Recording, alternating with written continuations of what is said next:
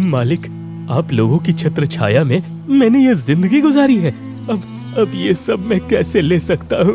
नहीं नहीं, ये वसीयत फाड़ कर फेंक दो वकील साहब, फेंक दो। अब जो होना था हो गया बुद्धूलाल। यही जीतराम जी की आखिरी इच्छा थी। मनन, जो कि अब तक बिल्कुल शांत खड़ा होकर सभी को अपनी पैनी नजर से देख रहा था, उसने आगे आते हुए बुद्धूलाल से कहा, कोई बात नहीं काका, अगर पिताजी की यही इच्छा थी तो यही सही। आप मकान और दुकान दोनों ले लो, हम नगर के किनारे वाली झोपड़ी में रह लेंगे। बस हमें हमारा सामान ले जाने दो।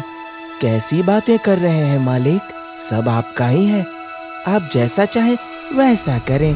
भीमनगर के आखिर में बनी एक झोपड़ी भी जीतराम की ही थी, जिसे मनन को कानूनी तौर पर दे दिया गया था और उससे किसी को परेशानी भी नहीं हुई। मनन अपने घर से सारा जरूरी सामान और अपने माँ पिताजी की तस्वीर लेकर अपनी बहनों के साथ वहां चला गया। उसी रात उस झोपड़ी में मनन बहनों के साथ मिलकर घर का सामान सेट कर रहा था। तभी जैसे ही वो माँ पिताजी की तस्वीर दीवार पर टांगने लगा, उसकी बहन ने नफरती अंदाज में कहा, अब इनकी तस्वीर लगाकर क्या मिलेगा भैया? इनके जैसे बाप से तो अच्छा हम अनाथ होते। बहन, सोच समझ कर बोल।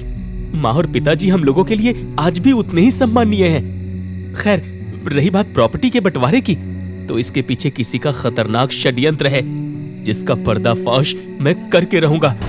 वैसे भी पिताजी की असली वसीयत तो मेरे नाम आज भी है। वो कैसे?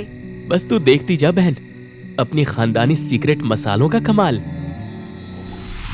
वक्त का पहिया घूमा और इस घटना को घटे कई महीने गुजर गए। इधर बुद्धूलाल अब जीतराम की मशहूर दुकान में नौकर की जगह मालिक बना बैठा था और दुकान का नाम भी बदल चुका था।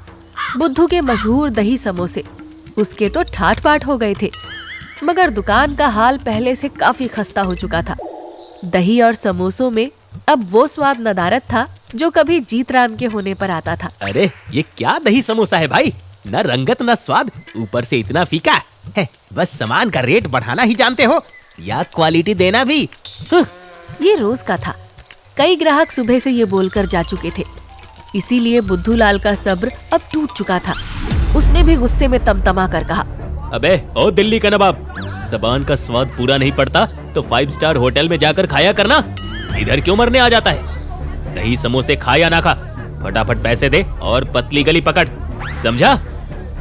झगड़ा होते होते बचा, सभी को शांत करा दिया गया, मगर बुद्धूलाल के ऐसे व्यवहार से लगभग वहां खड़े सभी ग्राहक अंदर ही अंदर नाराज हो गए।